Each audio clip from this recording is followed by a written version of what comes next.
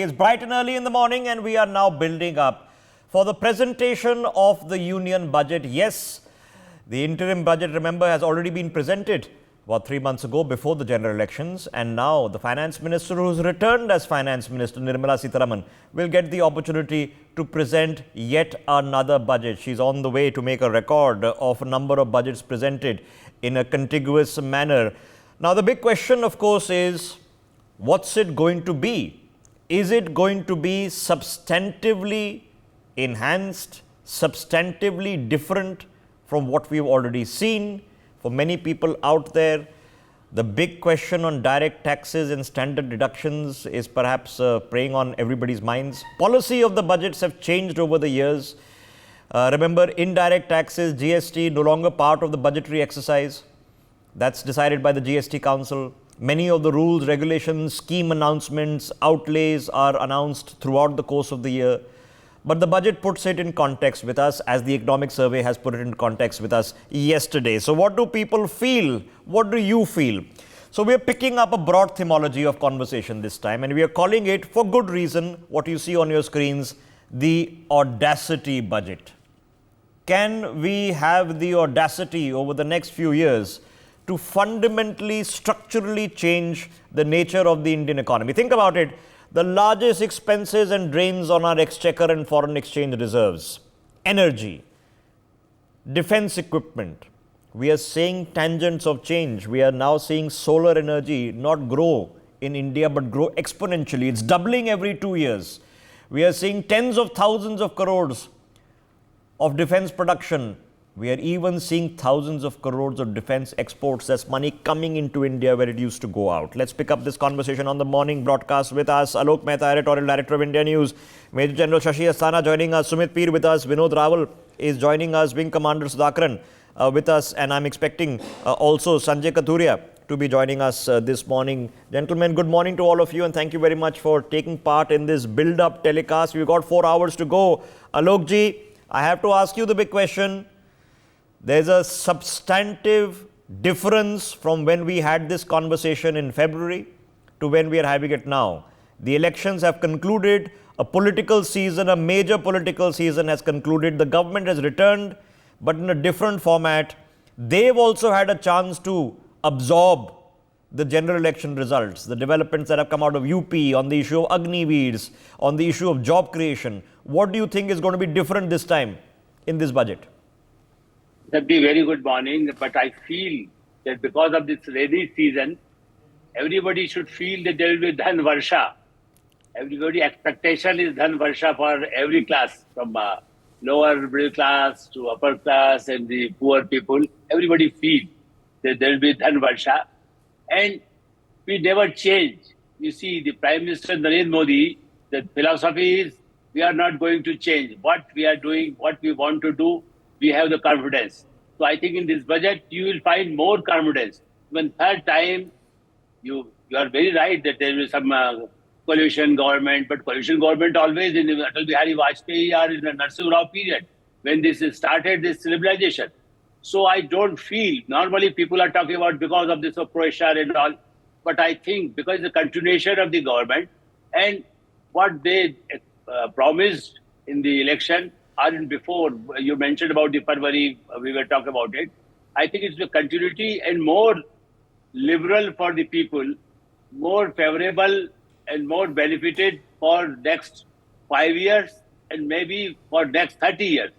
What Prime Minister Narendra Modi and team, they are trying their best that we should not think only for today, we think for nation and for the future.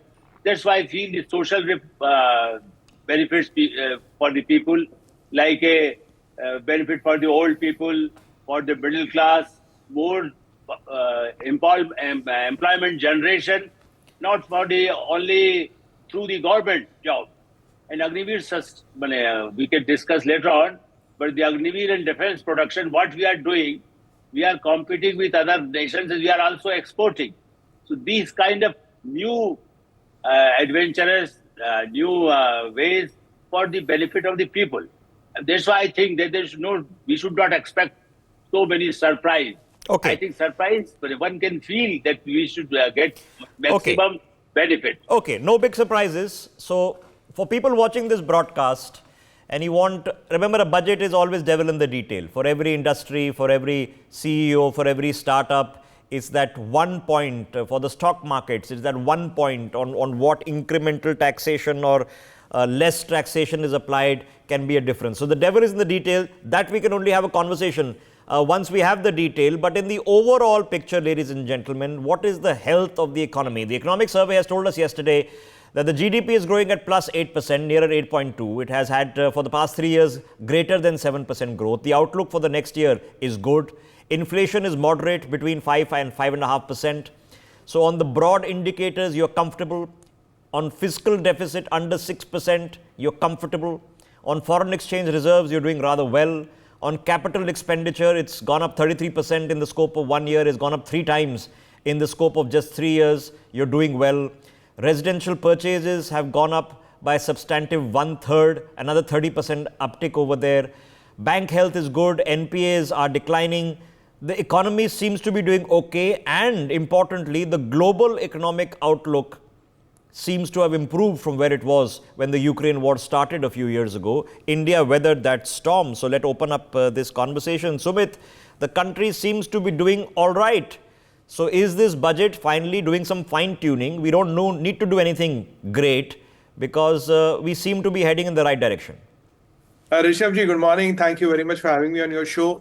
Well, as per the economic survey, all the macro parameters are in place and we are doing much better and the world economy has recovered, what you rightly said. We have seen and we have been sailing through a lot of storms, which Ukraine being one of them. And if you look and if you compare our growth and if you benchmark it against G7 countries, I think everybody is doing around from 0.5 to 1.5. And if you compare that, we are taking the lead. Point number 2, if you look at our growth with what is forecasted vis-a-vis China, we are again the fastest growing major economy in the world. And if you look at the latest thing which has come today morning, we have taken over South Korea as the 5th largest manufacturing base in the world formally now. So we are the 5th largest manufacturing base in the world formally now. Now, it is continuation of Modi 3.0. Coalition or no coalition will not make a difference because nothing major things are not going to change. It is not under coalition that things will be altered or tweaked and all. What should be the focus, in my opinion, I think the number one focus has to be manufacturing, because in the long run, if we want to survive, it's manufacturing. We have to increase money for our budget vis-a-vis defense. In manufacturing, we have to put especially the stress on semiconductors. Then we have to put money on the internal security, increase education and increase health. And then infrastructure push will continue to happen. And what we expect that this time, if we could formalize something, what is the definition of a startup? Usually the startup people think is, where then a lot of people get together and there's a valuation, there's a VC funding. The government should focus on unitary entrepreneurship and even declare or determine or give a definition of a startup. Even if 2 people start up any enterprise in any part of the India and it's profitable and it's making money, contributing to the society, contributing to the country vis-a-vis taxes, that should be classified as a startup. So, if we do this in the long run, that need of creating jobs and finding nokri for everybody will diminish. But in the long run, there are 2 or 3 things. You have your health, your education, and your control. You control your IP. Rishabh ji, the people who are going to rule the world are the people who will have maximum IP. Today, we are filing the highest number of patents in the world, but I think we have to increase it much more times. The manufacturing is the way out. Today you cannot depend on agriculture, you cannot depend only on services. But if you look at the global picture and with the geopolitical challenges, we have to depend on manufacturing. Atmanirbhar Bharat, Make in India will be the way forward. And controlling IP, education, and that is these are the. But I'm going to ask the question, and it's an obvious question, because what has changed in 3 months? What has changed in 3 months is that a government has gone to elections. It has reformed the government in a new numerical formulation, and it would have drawn some lessons from the widest possible survey you can take, which is of 650 million people casting their votes. So let me then ask the question to Vinod Rawal. Vinod Rawal ji, the temptation to fiddle around with taxes as a poll sop was avoided. But now that the elections are over, the economy seems to be in good health, collections are on the rise. Is there a possibility that post the elections, some relief can be provided? Good morning, Rishabh, and good morning, everyone. The thing is, it is on the cards I feel, yes, there must be some changes in tax structure, because earlier there was compulsions of the other type that it was not a complete budget. Now it cannot be taken to that right. Politically, if you really see, the situations have gone to the other way around, that they could not come to those numbers as they were earlier. Now the thing is, the middleman is suffering due to that. The inflation rate is going high. It is now 5.08. They have been told that it is going down, but it has been increased from 4.75 last month to 5.08. So we have to beat the inflation rate also. The GDP numbers are good, that's very true. But on the other side, your GST collection has gone high. If the GST collection is going high, it means more expenditures are there. And for making more expenditure, you have to give more money in the hands of the general public, so they spend more and pay you more. And if you really compare all those things, if you really see the tax structure, the tax rates from 20% to straight go to 30%. There is no slab in between. So I'm certainly expecting some changes in tax rates, as well as the basic exemption limit. And the most importantly, which I say, that standard deduction, it is really required to be amended. In the last budget, they have taken it to new regime also. New regime has been made no more lucrative, but on the other side, there is no savings, no deductions at all for any expenditure made by you on medical expenses. Even for the handicapped, the deduction has been withdrawn. That's a very small thing we can do for the society.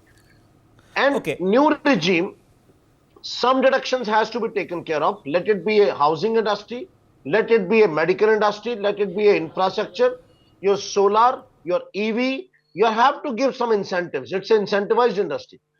And the tweaks are required to be done. The standard deduction need to be increased because of the work from home culture. Everybody is working from home nowadays. Let it be few days or the whole week. And they are making certain expenses at home, which earlier the organizations of entrepreneur was making it. But now the employee has to make from out his own pocket, and standard deduction is the only way to compensate that. So yes, I feel that there must be some changes to tax structure, the standard deduction. However, the capital gains in an issue which is to be done or not, that's a secondary thing. But yes, certainly I expect some changes due to politically or otherwise. Let's pick this up. Let me get, before I get both Wing Commander and Major General Asthana into this, Sanjay Kaduria, is there fiscal room for something that we all look out for in the budget? Will they change taxes for the middle class? That's all of us who get a salary and happen to contribute. All the big industrialists all over the world manage to get away paying hardly any tax. We pay tax on tax on tax. First I pay an income tax, then I pay a tax on everything I buy. Is there room for that to happen? A very good morning to all the panelists here and yourself. Thank you so much for having me here. I believe the sad answer is no. Because the first thing is that we as a contributing set of people towards direct taxes are very, very less in proportion. So if you look at the entire base of our country, we would stand at not more than, let's say, 1.5% or 2%. So there is no incentive for the government to incentivize us, because we even don't form their vote bank. So I think as in every speech Mrs. Sitharaman gives, she would have this one line for us, that thank you for your contribution to the country. I think that same line would be repeated once again for us. Second, I think there could be a push towards the new regime, because I believe that, when I was filing my taxes this year, until last year I was on the old regime. My chartered accountant suddenly said that, now your new regime looks more lucrative, so we are shifting you to the new regime. So I believe that within a year or two, maybe this year itself, they could push everyone to say, okay, fine, forget the old regime, because old regime has become very taxing for the government, because they have to see the HRA slips, they have to see so many, forms, and so ATC, this, that. So all that clutter would be cut for them. So they would save on a lot of administration costs for government. So I think there'll be a massive push for people towards making them, comply with the new income tax regime. Third, there is significant fiscal deficit, and direct taxes are contributing to 17% of government's revenue inflow. which I think they would want to take it up to 20 odd percent, because still a large chunk of almost 25 to 30% of their cost Yes. or the budgetary outlay is being funded by debt. So if there is already debt on play, there is no room sustain where they are getting sustainable cash flow. They will never move that sustainable cash flow, and that doesn't impact their vote bank also. Okay. And now we have to realize it's their first budget, not the fifth budget.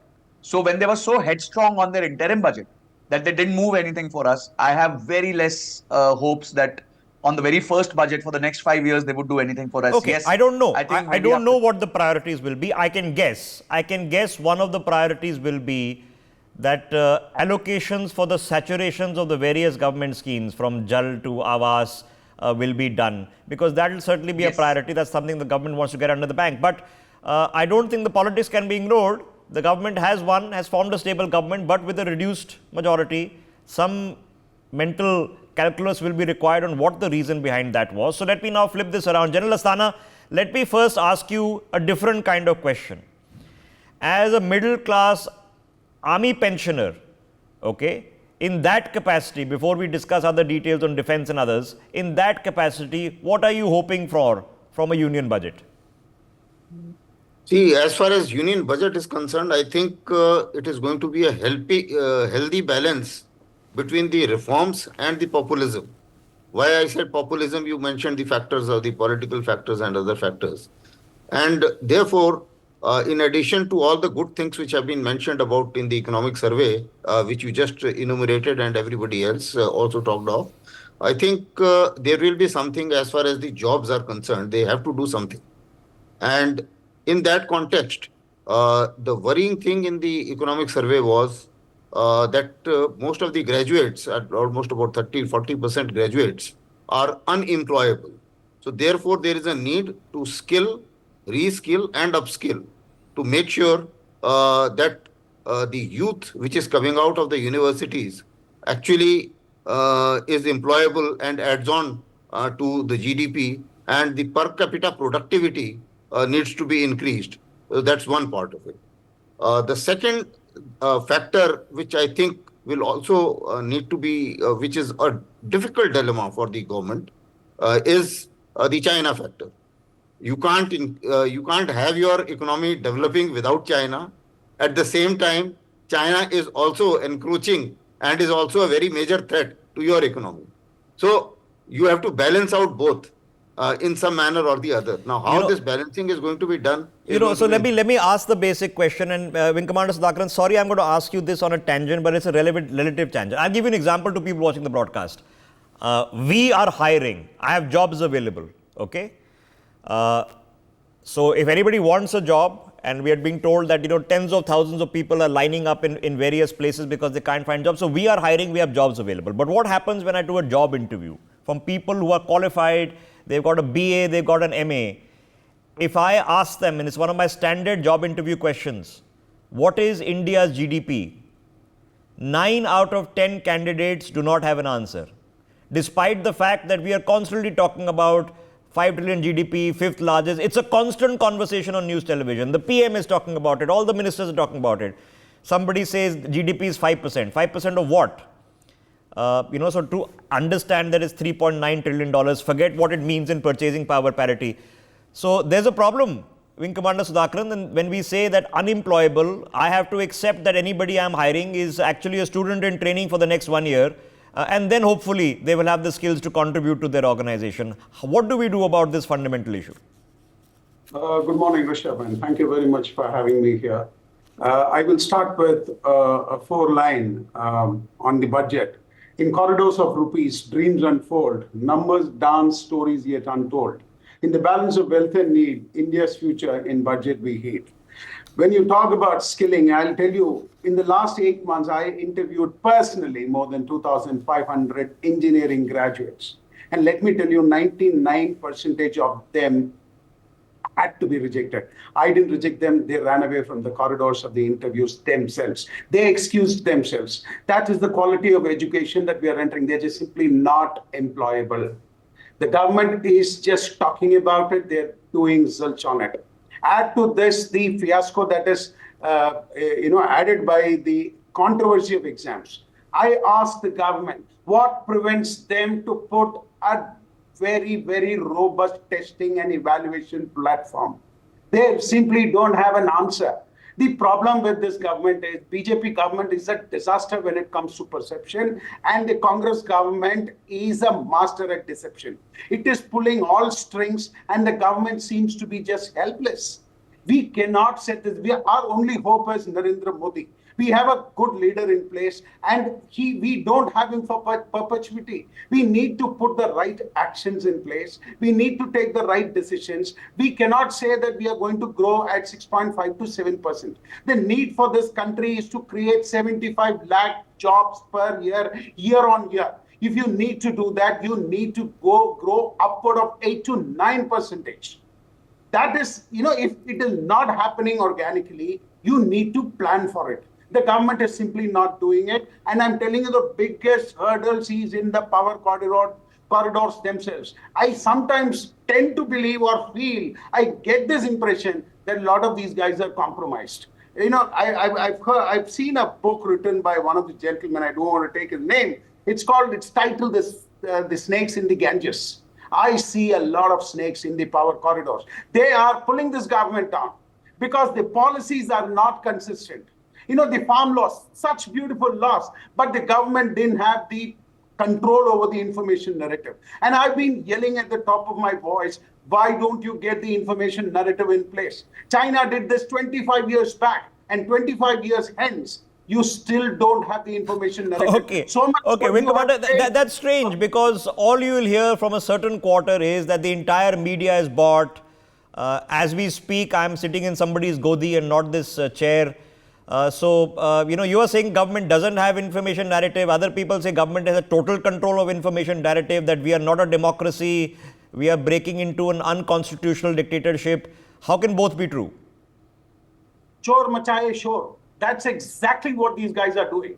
The government is still scared. Today, I'll give you a very small example, Rishabh. The government announced more than 8,000 crore under the National Quantum Mission and around 1 lakh crore for advanced AI and R&D development. It is just simply not able to spend it. One of the panelists in your own TV show happened to privately converse with me, and he said, around 600 crores of budget was supposed to be allocated. You know why? Because the government doesn't know whom to give, how to give, where to give, and why to give. Consequently, you know what they do? They give it to Premier Academia, and Academia is a black hole. They cannot build technology. You know what they do? They steal papers from abroad.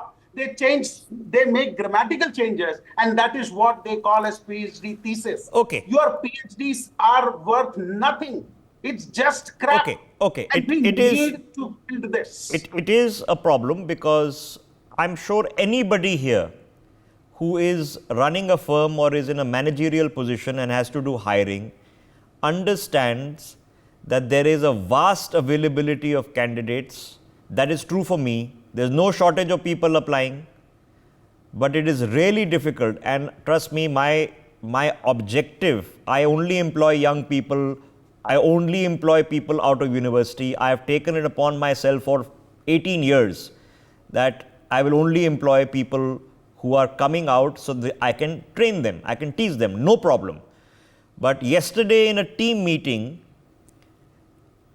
if I ask a question, in which year was the first Battle of Indian Independence was fought? No idea. Some people didn't even know which year the Second World War was fought. Most people did not know where Mahatma Gandhi began his satyagraha, in which country, in which city. I can tell you it's Pietermaritzburg in South Africa. And these are all people with BAs, MAs, okay? Some of them with specialization degrees in political science. So there's a problem. For more such videos, subscribe to the NewsX YouTube channel, hit the bell icon.